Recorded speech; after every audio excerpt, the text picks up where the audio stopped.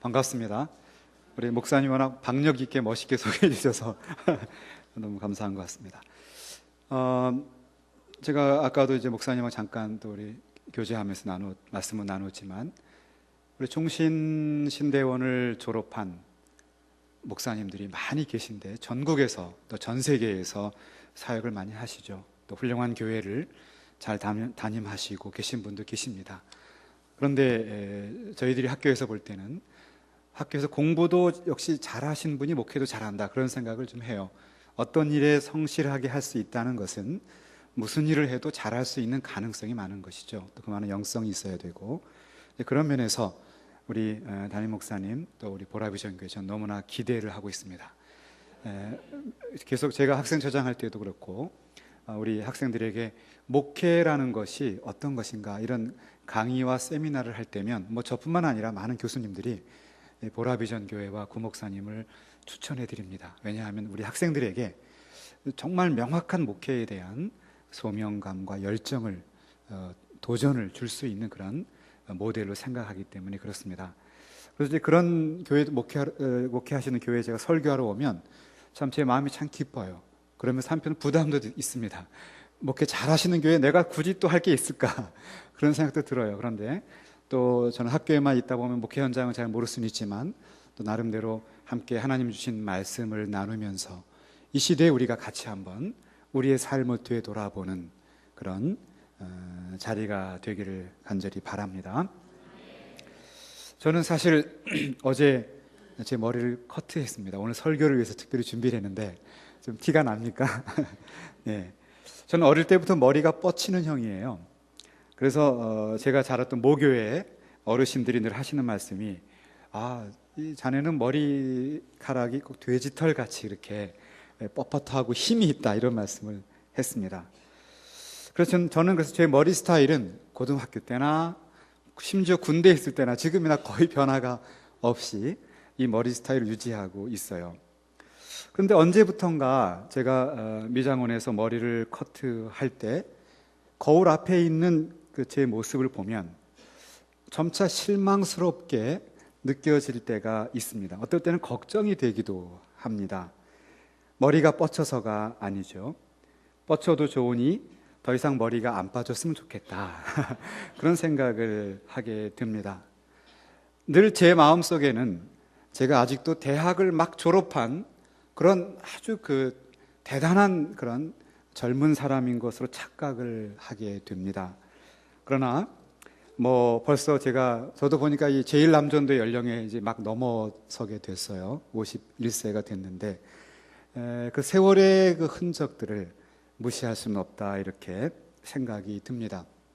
특히 요즘 같은 시대에 한 가정의 가장으로 또 직장에서 중견 직장인으로 살아간다는 것이 얼마나 그 무거운 그 짐을 어깨에 짊어지는가를 우리가 많이 느낄 수가 있습니다. 저 역시도 학교에서 가르치는 사역을 하면서도 또 그런 것들을 느끼곤 합니다.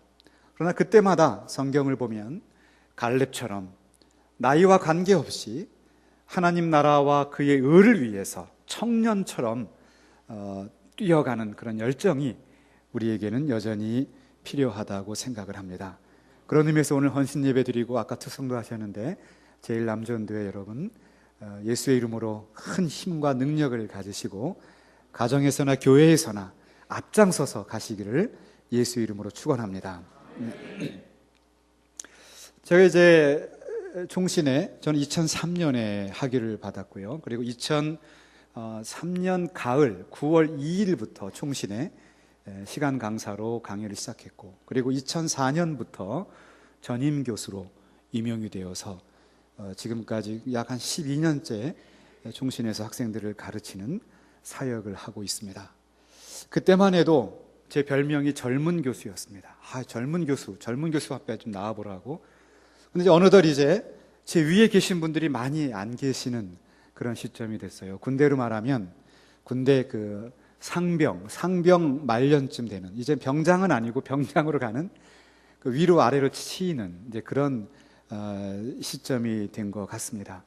그러다 보면 학교에서 제가 지금 학교에서 보직을 맡아서 일을 하고 있는데 국제협력처장, 또 개혁신학연구센터 원장, 도서관장, 전임교육훈련원장, 역사신학 학과장 이런 일들을 하고 있습니다. 근데 일이 많은 것은 제가 잘해서가 아니라 일이 계속 이렇게 할 만한 사람들에게 일을 이렇게 주다 보니까 오게 된 것 같아요. 이제 저도 제 후배들이 그 일을 또 맡게 될 터인데, 일을 하면서 느껴지는 것이 있는데, 그것이 뭐냐 하면 참 인생을 살아가는 게 그리 만만치 않을 수 있다. 여러분 직장 생활 하시는 성도들은 그럼 목사님이 교수님이 뭘 아시겠습니까 할지 모르지만, 이 학교라고 하는 것은 어떻게 보면 목회적 영역이지만 어떻게 보면 직장과도 같은 그런 구조를 갖고 있습니다.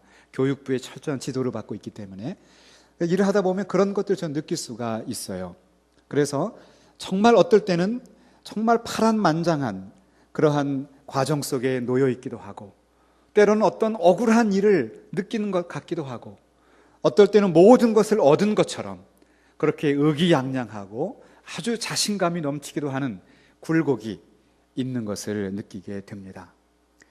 특히 요즘 한국처럼 참 변화무쌍한 사회, 언제 무슨 일이 터질지 예상할 수 없는 이러한 급변하는 한국 사회를 살아가시는 성도 여러분에게 우리 인생이란 그리 녹록하지 않다, 이렇게 말할 수도 있을 것입니다. 우리 그리스도인이라고 예외는 아닌 것 같습니다. 그런데 잘 생각해 보면 우리 그리스도인이 인생을 살아가다가 이런저런 어려움을 만나게 되는데, 물론 그런 어려움은 또 하나님이 힘을 주셔서 능히 감당하겠지만 그 찾아오는 것은 아무도 피할 수 없다는 말이죠.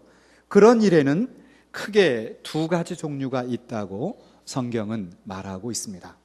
첫째는 뭐냐 하면, 그거는 정말 내 잘못, 내 실수, 내 허물 때문에 찾아오는 어려움입니다. 인과응보라고 세상에서는 말하죠. 내가 잘못했기 때문에 나에게 찾아오는 어려움이 있어요.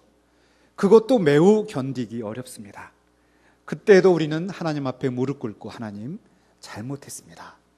제가 정말 잘못했으니 저를 구원해 주시고 다시 일으켜 주십시오. 이렇게 하나님의 도우심을 구하게 됩니다.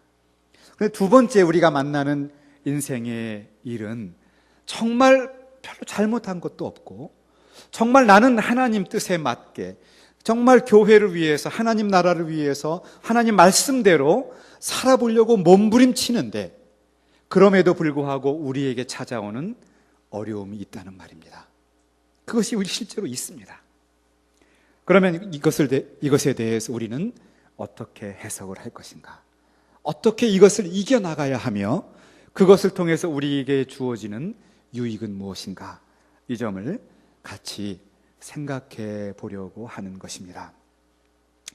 오늘 베드로전서 4장의 말씀을 우리 같이 묵상하고 있는데, 이 베드로전서를 기록한 이 베드로는 정말 여러분도 잘 아시는 것처럼 제자 중에서도 가장 수제자 아닙니까?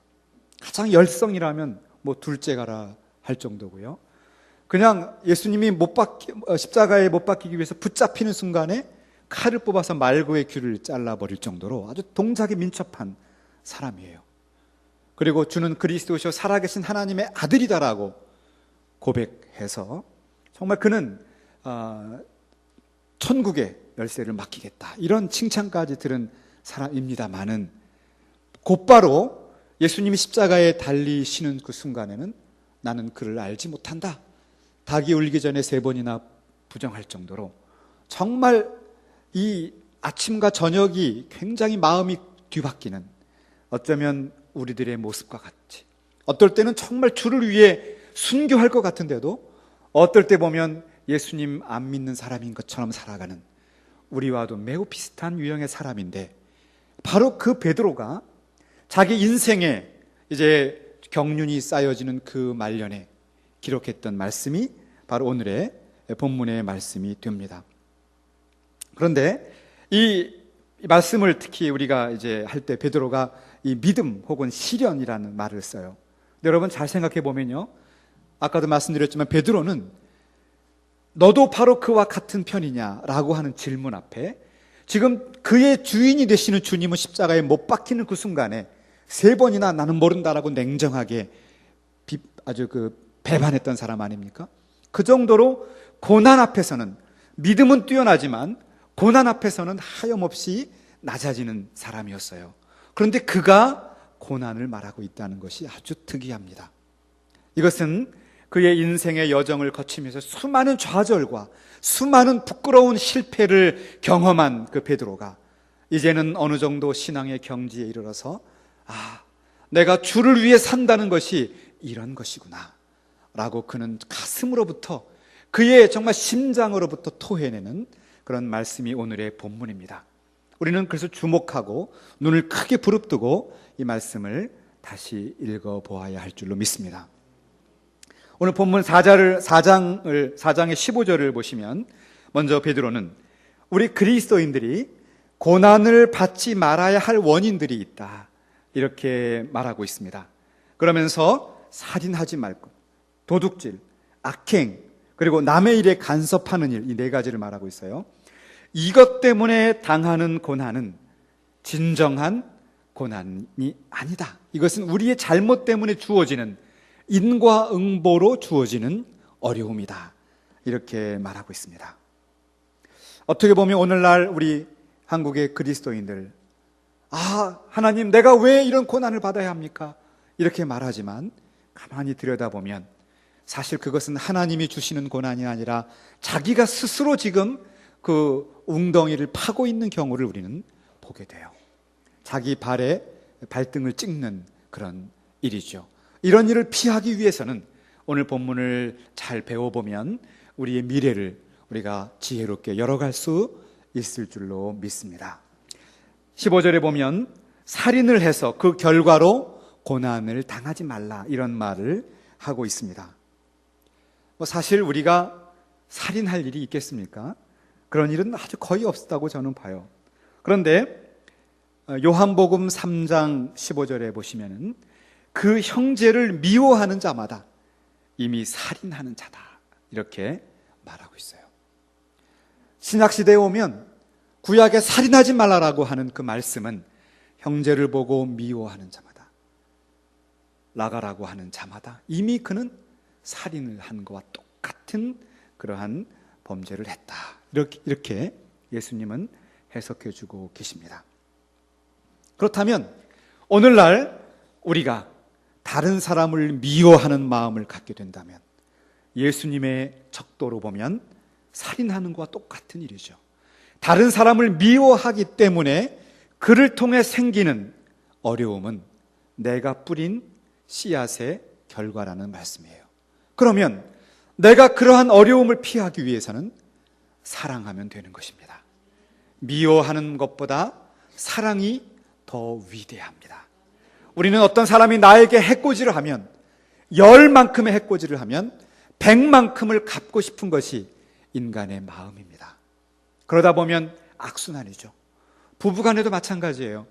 부부간에도 서로 잘못한 것을 따져서 거기에 대한 대가를 표현하려고 하면 그 가정은 깨어질 수밖에 없습니다. 그러나 내가 오히려 더 사랑으로 덮을 것으로 내 아내의, 내 자녀의, 우리 교회의, 우리 한국 사회의 부족한 점을 그저 내가 비판하고 그저 손가락질할 것이 아니라 내가 사랑으로 덮어야 할 부분이라고 믿는다면 그때부터 우리 앞의 길은 달라지게 되는 것입니다. 우리의 마음에 따라서 여러분의 미래가 다르게 결정되는 줄로 믿습니다. 앞으로 여러분 가정에서, 부부간에, 그리고 부모 자식 간에, 그리고 직장과 교회에서 서로 간에 사랑으로 감싸시기를 바랍니다. 사랑이 허다한 허물을 덮는 줄로 믿습니다. 그 다음에 두 번째로 말하는 것은 도둑질하는 일로 인해서 고난을 받지 말라. 그렇죠. 세상에서 남의 물건을 가져가다 걸리면 형법에 저촉이 되므로 우리는 구속을 당하거나 벌금을 물게 될 것입니다. 역시 우리가 남의 물건을 훔치는 일은 많이 없을 것으로 생각을 합니다. 그런데 역시 또한 성경을 보면 다른 사람에게 혹은 다른 사람의 물건이나 어떤 상황, 지위를 바라보면서 그것을 내 탐심으로 그것을 얻기 위해서 싸우고 다투는 것, 그 과정에서, 그리고 그 결과로 주어지는 일 또한 그 어려움은 내가 만든 어려움이라고 베드로는 말하고 있는 것입니다. 그런 일 때문에 쓸데없는 고난을 받지 말라는 얘기예요. 사랑하는 여러분, 인생을 살다 보면 우리 다 성공하고 싶지요. 다 잘 되고 싶고, 내 자녀가 또 내가 어떠한 사회에서 혹은 세상에서 인정받는 그러한 지위에 가고 싶은 것이 인간의 마음입니다. 그러나 그렇다고 해서 다른 사람들 혹은 다른 그룹들이 가지고 있는 것, 그것을 그저 내가 갖지 못했다고 해서 아주 맹목적으로 그것을 폄하하고 비판하고 정죄하는 것, 그 때문에 생겨지는 여러 가지 불화와 여러 가지 고통은 내가 뿌린 씨앗의 열매다, 이렇게 베드로는 말하고 있는 것입니다. 바라기는 다른 사람과 비교해서 내 자녀를 비교하고 내 배우자를 비교하고 내 교회를 비교하고 또 우리 한 민족을 다른 민족과 비교하면서 열등의식 속에서 자학하고 그리고 나도 못되고 남도 못되게 만드는 이러한 자리에 빠지지 말고 서로 격려하고 서로 힘을 북돋고 다른 사람이 잘하는 일을 보면 박수치면서 힘을 실어주고 나도 그렇게 하겠다고 다짐하고 박차고 일어나는 그런 멋있고 용기 있는 정말 신사 같은 그리스도인들이 다 되시기를 예수의 이름으로 축원합니다. 베드로는 그것을 말하고 있는 것이에요. 탐심으로 인해서 생기는 고난을 피하라는 것입니다. 그 다음에 세 번째는 악행을 해서 고난을 받지 말라, 이렇게 베드로는 가르치고 있습니다. 여기서 악행이라고 하는 말은 살인이나 도적질 이런 것과는 다른 말이에요. 즉 형법적인 잘못이 아니라 남을 속이고 거짓말하고 악한 말을 하는 것, 그것을 이 원어 성경을 보니까 그렇게 가르치고 있습니다. 그러니까 이런 것이죠. 남을 속이고 험담하고 거짓말하고 악한 말을 하고, 여러분 그렇다고 해서 우리가 국가법에 의해서 우리가 어떤 잘못을 범했다고 인정받지는 않아요. 그냥 우리는 그저 남을 던지는 말일 수 있습니다. 그러나 그러한 말과 그런 삶을 통해서 나에게 고통이 찾아온다면 그것은 바로 자신이 뿌린 씨앗의 열매다. 그런 일을 피해라, 이렇게 베드로는 가르쳐주고 있는 것입니다. 오늘날 특별히 우리 한국 사회에 보면은 참 어떻게 보면 이 서로 신뢰를 해야 되는데 그렇지 못한 면들이 많이 발견되고 있는 것 같습니다. 특별히 요즘 유행어가 갑을이라고 하는 것이 요새 유행어이죠. 갑을, 갑질을 한다, 을이다, 이런 얘기를 해요.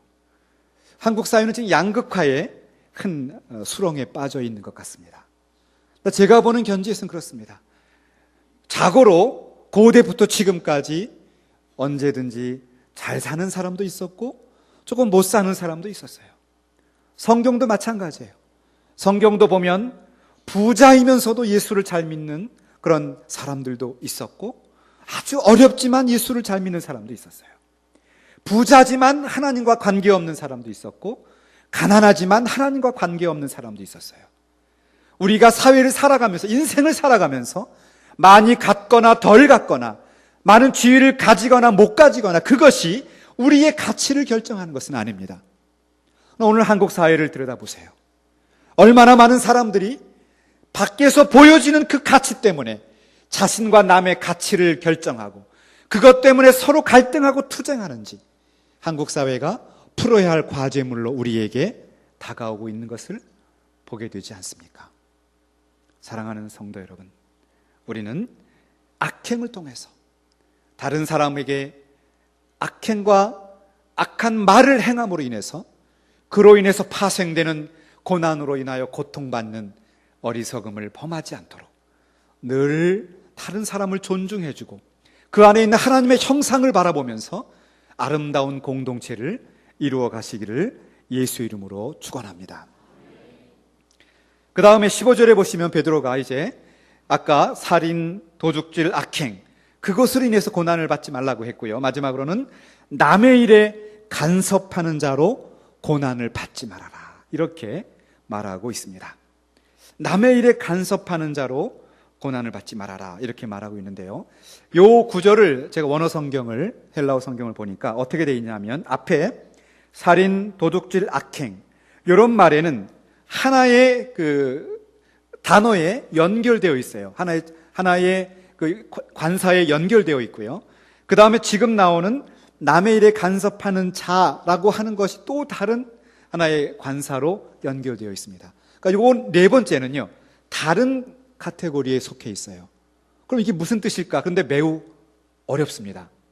성경을 찾아보면 여기에 사용되는 단어는 오직 여기에서만 사용되었어요.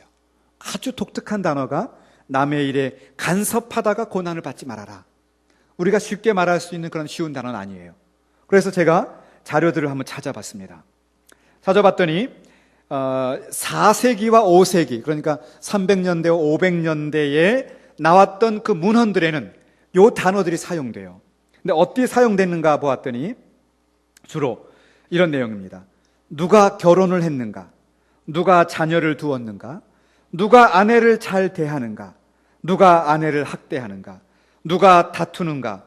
어느 가정이 평안하고 어느 가정이 그렇지 아니한가?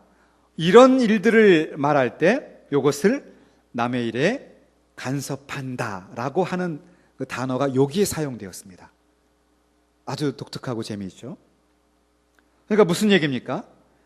우리가 인생을 살아가면서 앞에하고 연결이 되는데 우리가 정말 아름다운 공동체, 아름다운 가정, 아름다운 신앙의 그런 울타리를 만들어 가야 하는데 우리는 우리도 모르는 사이에 나 자신의 모습을 돌아보기도 바쁜 상황 속에서 그저 다른 사람들의 일들의 흠집을 찾아내고 그것을 들추어내서 공동체를 깨뜨리는 경우를 보게 된다는 거예요. 그러다 보면 그것이 부메랑이 되어서 나에게 돌아와서 내가 고통스럽게 된다는 거죠. 베드로는 그 얘기를 하고 있는 겁니다. 그런 일 때문에 고난을 당하는 어리석은 인생을 피해가라. 바라기는 여러분은 남의 일에 어떠한 일이 있고 어떠한 일이 있어서 그 집은 저래라고 하는 이야기보다는 저 집을 보면 얼마나 믿음이 아름다운지, 우리 교회 성도들, 우리 교회 장로님, 우리 교회 권사님을 보면 얼마나 믿음이 뜨겁고 얼마나 신실하게 하나님을 사랑하는지, 그러한 것들을 바라보면서 그러한 것들로 인해서 더욱더 힘을 북돋아갈 때 이 공동체는 든든한 반석 위에 세워지게 될 줄로 믿습니다. 그렇게 될 때 그 덕이, 그 축복이 나에게로 돌아오는 것이에요. 거기에 대해서 또한 남의 일에 간섭하는 자로 고난을 받지 말아라. 그 말에 대해서 칼빈은 이렇게 해석합니다. 칼빈은 종교개혁자로서 이 20세기까지 이어지는 근대 사회를 열어갔던 유명한 목회자이자 신학자이자 또한 사회학적인 그런 지혜를 던져준 사람이에요.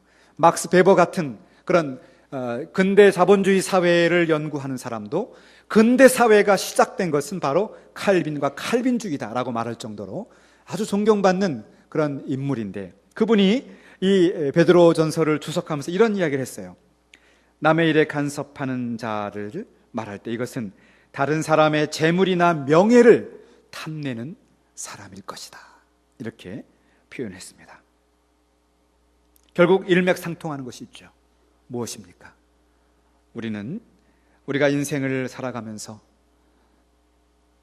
내 자녀를 남의 자녀와 비교하고, 내 배우자를 다른 배우자와 비교하고, 혹은 우리 교회를 다른 교회와 비교하고, 혹은 우리 한국을 다른 나라들과 비교하면서 그렇게 열등감에 빠지고, 그리고 자기 학대하는 이런 집단적인 멘탈리티를 벗어나서 하나님이 주신 그 믿음의 본을 가지고 아름다운 사랑의 공동체, 믿음의 공동체, 소망과 비전을 바라보는 그 공동체, 미래를 향해서 함께 걸어가는 덕스러운 공동체를 세워가라는 것입니다. 그렇게 하는 것이 나도 고난 가운데 거하게 되지 않는 비결이라는 것이 인생을 살아갔던 베드로 선배가 우리에게 주는 교훈인 줄로 믿습니다. 자, 그러면 그렇게 모든 것이 해결될 것 같지만 이제 중요한 것이 한 가지가 더 남아 있습니다. 그것은 바로 뭐냐 하면, 내가 잘못을 하지 않았는데 나는 정말 하나님 뜻대로 살고 말씀대로 살려고 하고 교회 중심대로 살려고 몸부림치고 있는데, 그런데도 나에게 왜 고난이 찾아오는가? 왜 나에게 어려움이 찾아와서 나를 부끄럽게 하고 고통스럽게 하는가? 이것이 우리가 종종 겪는 딜레마 아니겠습니까? 거기에 대해서 마지막으로 베드로가 가르쳐주고 있습니다. 4장 13절에 보시면 베드로는 뭐라고 말하고 있냐 하면, 그리스도의 고난에 참여하는 것으로 즐거워하라, 이렇게 말하고 있습니다. 그리스도의 고난에 참여하는 것으로 즐거워하라. 우리는 이 말씀을 읽을 때 우리는 문득 골로새서 1장 24절을 떠올리게 됩니다. 바울은 골로새 교인들을 위해서, 이 골로새 교인들을 위해서 받은 바울의 괴로움을 기뻐하고 있습니다. 그러면서 그리스도의 남은 고난을 그의 몸된 교회를 위해서 바친다, 이렇게 말하고 있어요. 자, 앞에 말하고 연결시켜보면 그런 말입니다. 그리스도의 고난에 참여하는 것으로 즐거워하라. 여러분, 그리스도는 지금 눈에 보이지 않죠. 그리스도가 지금 눈에 보이지 않는데 어떻게 그리스도의 고난에 참여합니까? 바울이 골로새에서 말하고 있죠. 내 고난을, 그리스도의 남은 고난을 위해서, 내 교회를 위해서 고난을 채운다. 그러면 그리스도의 몸된 교회, 머리 대신 그리스도에게 연합된 그 몸된 교회를 위해서 내가 고난을 받고 내가 기꺼이 헌신하고 열심을 다해서 봉사하는 것이, 그것이 나에게는 기쁨이라는 거예요. 그것이 나에겐 불평이요, 나에게 어려움이 아니라, 시험거리가 아니라 내가 그 무엇과도 바꿀 수 없는 기쁨이라고, 그렇게 바울이 얘기하고 있는 것을 베드로가 받아서 말하고 있습니다. 한 번 더 생각해 보시면 여기에서 베드로전서 4장 13절에서 그리스도의 고난에 참여할 때 즐거워하라. 그런데 이 고난에 참여한다는 단어가 여기 베드로전서 4장 13절에서 사용되었지만, 이 똑같은 단어가 코이노니아라고는 어근을 갖는데요, 이 단어가 어디에 또 사용되고 있냐 하면 사도행전 2장 42절에 사용되고 있어요. 똑같은 어근을 갖는 단어입니다. 코이노니아라는 단어입니다. 그러면 사도행전 2장 42절은 과연 무슨 말씀일까? 그 사도행전 2장은 유명한 최초의 예루살렘 오순절 교회가 생긴 그 모습이에요. 교회가 출범할 때의 모습을 그려주고 있습니다. 베드로가 설교를 했을 때 오순절 성령이 임하셔서 가장 이상적이라고 불리워지는 초대교회가 출범을 하게 되었습니다. 그런데 그 교회의 모습을 2장 42절에 이렇게 정리해주고 있어요. 사도의 가르침을 받고, 그리고 떡을 떼고, 그리고 교제하고, 그리고 기도하는 이 네 가지를 전적으로 힘쓴다라고 말하고 있습니다. 근데 여기서 말할 때 이 네 가지를 힘쓴다라고 할 때 교제라고 하는 단어가, 우리말 성경에는 교제라고 번역되어 있지만 코이노니아라는 단어입니다. 근데 그 단어가 베드로가 말하고 있는 그리스도의 고난에 참여한다는 말과 같은 어근을 갖는다는 얘기죠. 그럼 무엇입니까? 서로 이것이 연결되고 있는데, 우리는 바로 주의 몸 된 교회를 위해서, 더 큰 시각으로 말하면 하나님의 나라를 위해서, 눈에 보이지 않는 주님의 나라를 위해서 기꺼이 헌신할 때, 그것이 우리의 기쁨이요 자랑이 되는 줄로 믿습니다. 그 과정에서 우리에게 찾아오는 어려움은, 그것은 우리의 면류관이요, 우리의 기쁨이요, 우리의 자랑이요, 우리의 명예가 되는 줄로 믿습니다.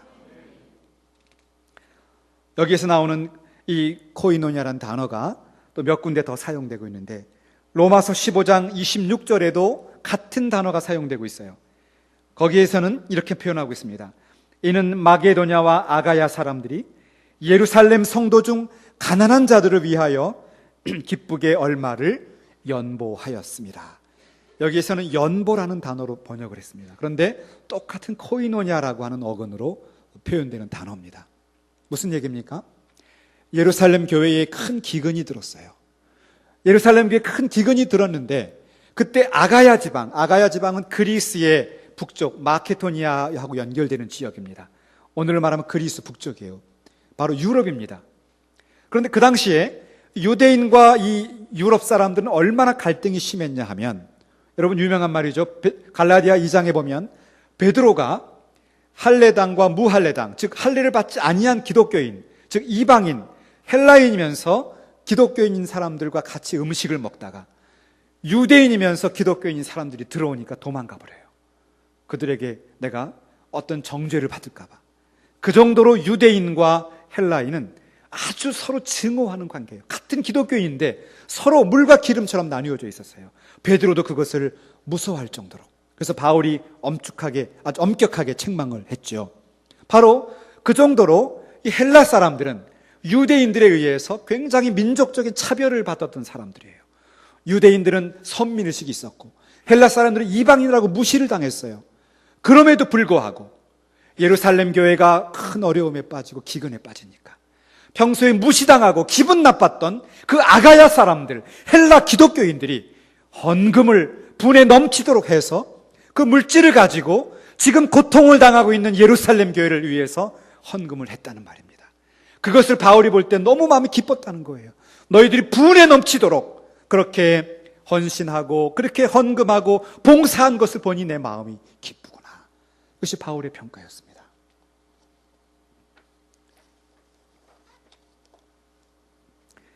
사랑하는 성도 여러분, 많은 사람들이 이야기합니다. 주님, 나는 주님을 위해서 헌신하겠습니다.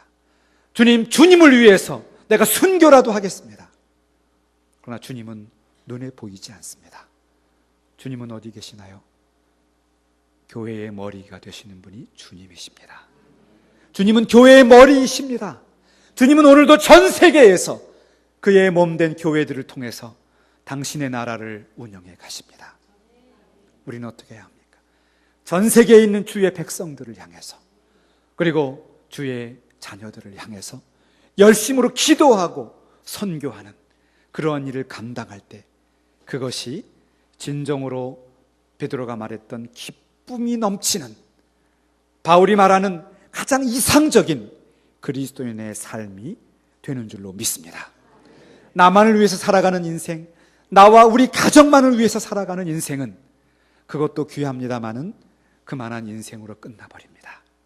그러나 눈에 보이지 아니하지만 하나님의 나라와 그의 몸된 교회와 그리고 하나님의 영광을 위해서 아낌없이 헌신하고 피와 눈물과 땀을 흘려서 기도하며 헌신하는 그 자들은 하나님이 기억하며 잘했다, 착하고 충성된 자들아, 내가 작은 일에 충성하였으니 주의 잔치에 참여할 것이라고 하는 주님의 종말론적인 축복을 얻게 될 줄로 믿습니다.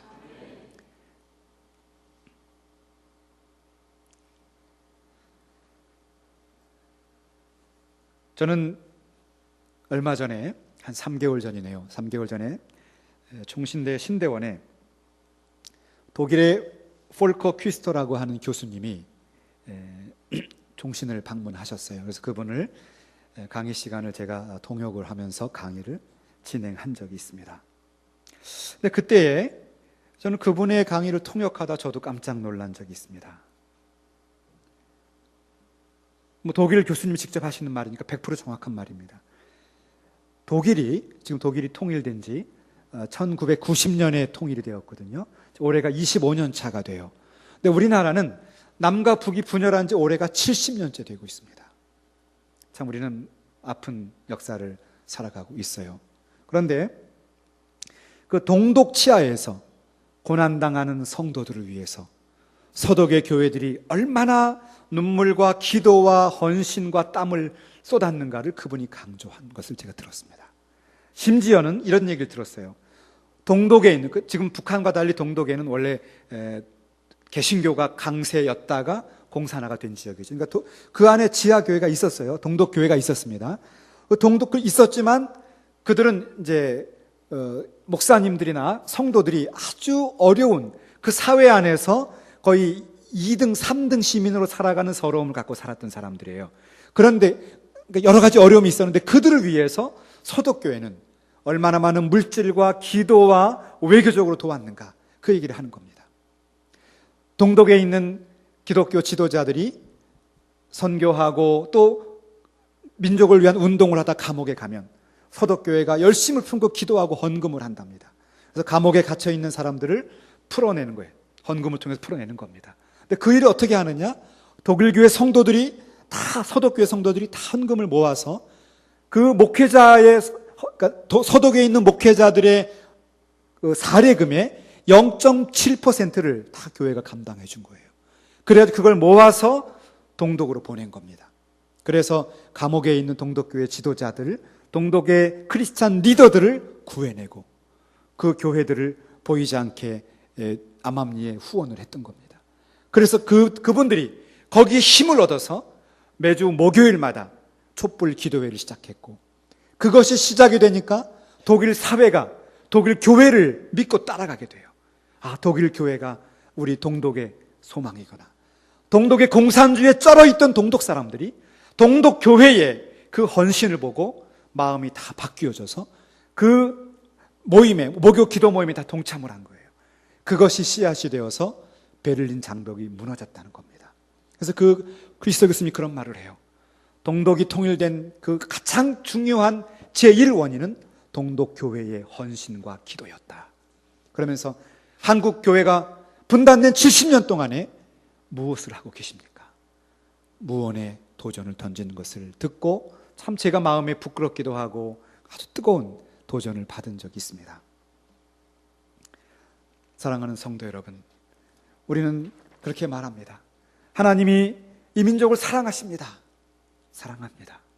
그러나 이 민족의 절반은 지금도 주일날 예배드리는 이유 때문에 평생 나올 수 없는 수용소에서 인생을 마감하고 있습니다. 그럼에도 그들은 단 한 번도 예수를 주라고 부인하지 않고 스스로 고난을 자초하면서 신앙을 지켜나가는 성도들이 있음을 기도해 주시기를 바랍니다. 훗날 통일이 되면 그분들과 우리가 함께 손을 붙잡고 우리의 소원은 통일을 부르면서 하나님께 영광을 돌리면서 예배드릴 날이 오게 될 줄로 믿습니다. 통일을 위해서 기도하시는 성도 여러분이 되시기를 바랍니다.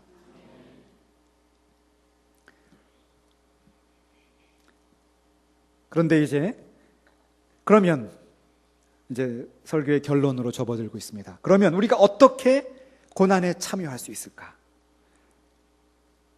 어떻게 우리가 그리스도의 이름으로 고난을 받으면서도 하나님께 영광을 돌리는 인생을 살 수 있을까?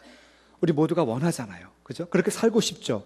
그런데 우리는 조금만 어려움만 찾아와도 그냥 불평하고, 조금만 불편해도 그냥 우리는 금방 교회 가지 말까? 내 예수 믿지 말까?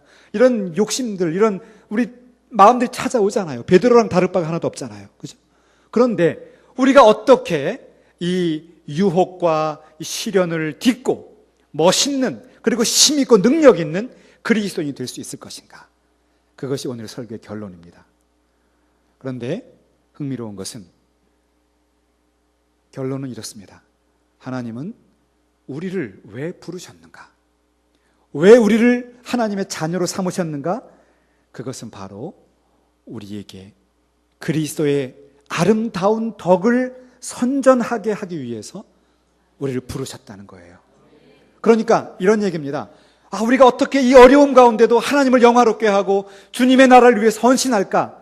이것이 아니라 우리가 예수 믿고 하나님의 백성, 그의 자녀가 되었다면 우리는 마땅히 당연히 그 아름다운 덕을 선전하는, 그리스도의 이름을 높이는 인생을 살아야 한다는 것이에요. 그것을 위해서 우리가 부름을 받았다는 얘기입니다. 우리가 어제 아시안컵 축구 경기를 했죠. 그때 저는 축구 경기를 보지는 못해서, 시간이 맞질 않아서 보지는 못했고, 나중에 뉴스를 봤는데 우리가 한국 1대0으로 이겼더라고요.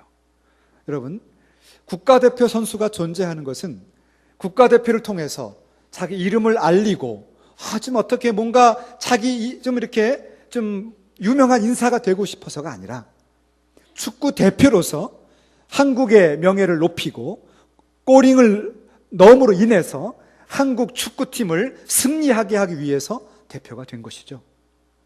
내가 이 어려운 경기, 두려운 경기를 어떻게 할까? 그게 아니라 그런 일을 하라고 국가대표로 부른 거예요. 그런 거죠. 자, 이런 얘기입니다. 내가 어떻게 이 어려운 가운데 주를 따르죠? 그것이 아니라 주를 따르고 주의 이름을 높이고 그 아름다운 덕을 선전하라고 우리를 부르셨다는 얘기예요. 국가대표 선수가 축구 경기 하다가 정말 기분 나빠. 싫어. 그리고 그냥 축구공 들고 뛰어가면 이게 경기가 됩니까? 축구가 럭비가 되어버리면 이거 끝나버리는 거죠. 축구 선수는 축구 경기 규칙에 맞춰 최선을 다해서 하는 거예요. 그 일을 위해서 대표가 된 겁니다. 사랑하는 성도 여러분, 한국교회도 마찬가지예요. 왜 한국교회 성도들이 생활 속에서 영향력이 사라지는 줄 아십니까? 왜 한국교회가 이렇게 세상으로부터 지탄을 받는 줄 아십니까? 내가 왜 기독교인이 되었는지, 기독교인이 뭐 하는 사람인지 정체성이 흔들리기 때문에 그래요. 내가 예수 믿는 사람이 되었다면 당연히 아름다운 덕을 선전하고 하나님의 자녀로서 당당하고 멋있고 치열하고 성실하게 살아가야 한다는 얘기예요. 그것이 우리를 부르신 하나님의 뜻인 줄로 믿습니다. 우리 찾아보죠. 베드로전서 2장 9절입니다.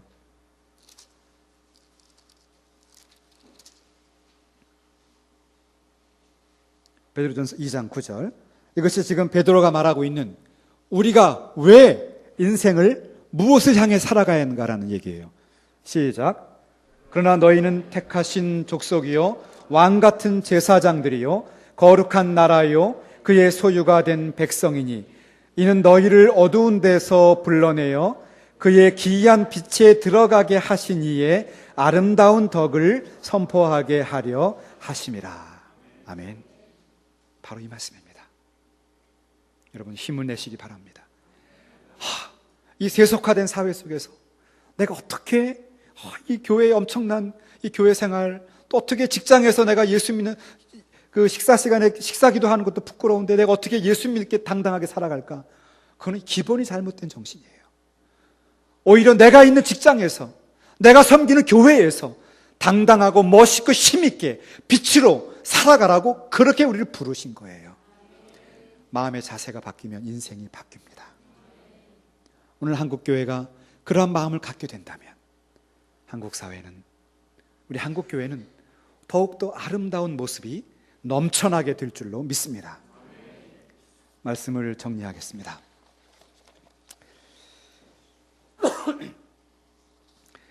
올해부터 2015년 3월부터 우리 총신대학교 신학대학원에 영어 MDB 과정이 만들어졌습니다. 그 말은 무슨 말이냐 하면 지금까지는 우리 한국의 목회자를 양성하는 일에 우리가 최선을 다했죠. 물론 지금도 총신신대원은 엄청난 경쟁률 속에서 오히려 학생들이 너무 많이 와서 감당을 못하고 있어요. 다른 학교랑은 비교가 되진 않죠. 하나님의 은혜요 축복이죠. 우리의 사명이고요. 그런데 이제 우리가 그동안 너무 우리 한국 안에만 눈이 갇혀 있어서 이제는 한국교회를 축복하신 하나님의 뜻을 따라서 전 세계에 있는 주의 일꾼을 불러서 총신에서 훈련을 시켜서 그 나라의 교회를 세우게 하자.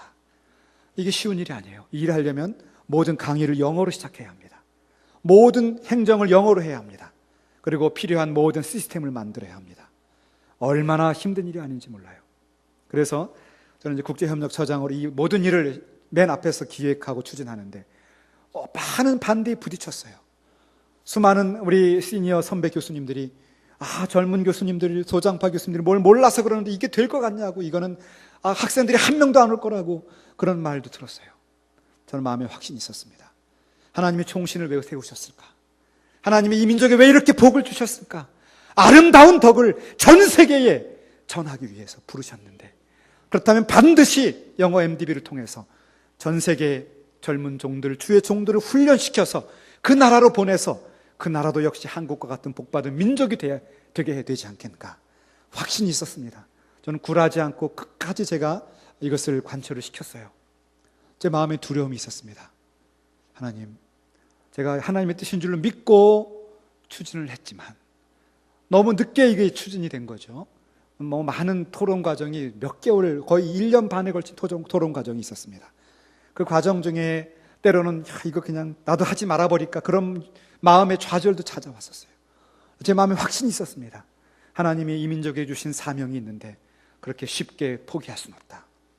그런데 이게 시작된 게, 그러니까 공고가 나간 게 10월 교수회 마치고 그러니까 11월에 나갔어요. 3주밖에 기간이 없었어요. 3주 동안에 전 세계에서 어떻게 알고 이걸 지원할까? 제가 두려운 마음이 있었습니다. 제가 하나님께 기도해서, 하나님, 이제 저는 다 했습니다. 뭐 제 혼자 한 건 아니니까 저와 우리 종신 패컬티는 할 만큼 다 했습니다. 이제 하나님께서 그 다음을 책임져 주십시오. 새벽 이슬과 같은 주의 종들을 전 세계에서 총신으로 보내주십시오. 기도를 했어요. 마음의 평화가 찾아와요. 자, 이제는 되든지 아니 되든지 하나님이 하실 일이겠지. 그걸 기다렸어요. 뚜껑을 열어봤습니다. 14명 정도가 처음에 지원을 했습니다. 그런데 그 가운데 한두 명은 이제 부모님이 워낙 인도인 어느 학생은 어머님이 중병이 걸리셔서 포기하고, 또 이래저래 포기하고 최종적으로 12명이 지원을 했어요. 아프리카에 있는 남아공의 프레토리아 대학에서는 학장님이 직접 추천한 학생이 왔고요. 남아공의 프레토리아, 우간다, 그리고 카메룬, 그리고 중국, 베트남, 캄보디아, 인도, 이런 나라들에서 12명의 아주 우수한, 그리고 그 미국에서 12명의 탁월한 인재들이 총신에 지원을 했습니다. 그래서 지난 금요일 날이죠. 금요일 입사정을 끝내고 모든 걸 확정을 지었습니다. 얼마나 감사한지 몰라요. 여러분, 제가 왜 이 말씀을 드립니까? 우리가 어떤 일을 하다 보면, 그것이 교회 일이든 학교 일이든 가정의 일이든 어떤 일을 하다 보면 때로는 그냥 놓아버리고 싶을 때가 있습니다. 피해버리고 싶을 때가 있고 도망가고 싶을 때가 있어요. 그러나 여러분, 그렇게 도망갈 때가 어디 있겠습니까? 요나가 도망가봤자 간 곳은 고기의 뱃속밖에 없었어요. 하나님이 할 일을 하고야 맙니다. 그러면 우리가 할 일은 무엇입니까? 순종하는 것이죠. 주님, 제가 여기 있습니다. 부족하고 연약하지만 제가 여기 있습니다. 아름다운 그리스도의 덕을 선전하기 위해서 부르셨사오니 나를 통하여, 우리 가정을 통하여 우리 교회를 부흥케 하시고 하나님의 영광을 드러내시고 주의 나라의 빛을 이 땅에 비추어 주시옵소서. 그렇게 기도하고 헌신할 때 여러분의 인생을 통해서 아름다운 빛이 비추어지고 아름다운 열매가 맺어지고 여러분의 자녀들을 통해서, 여러분의 입술을 통해서 하나님의 영광이 선명하게 드러나게 될 줄로 믿습니다. 기도하십시다. 사랑의 주님, 감사합니다. 오늘 베드로의 말씀을 통해서 우리가 인생을 어떻게 살아갈지를 다시 돌아보았습니다. 때로는 나의 실수와 나의 잘못 때문에 어려움을 겪기도 합니다. 그러나 그조차도 주님은 우리를 도와주시고 이끌어 주실 것입니다. 그러나 때로는 우리가 잘해보고 싶고 주님의 나라를 위해 살아보고 싶다가 찾아오는 고독과 어려움이 있습니다. 그러나 주님, 그 모든 과정을 통해서 하나님은 영광을 받으시는 줄로 믿습니다. 아니, 오히려 우리를 통해서 하나님의 아름다운 덕을 선전하고 그리스도의 빛을 이 땅에 비추기 위해서 우리를 부르셨으므로 우리가 그 부름에 합당하게 앞을 향하여 당당하게 걸어갈 때 주님은 우리를 통해서 하나님 나라의 영광을 보여주실 줄로 믿습니다. 주님, 우리가 여기 있습니다. 나를 사용하시고 우리 가정을 사용하셔서 하나님의 뜻을 이루어 주시옵소서. 주의 몸 된 보라비전 교회가 갖고 있는 아름다운 비전과 놀라운 주님의 뜻을 이루어 주시옵소서. 감사드리며 예수님의 이름으로 기도하옵나이다. 아멘.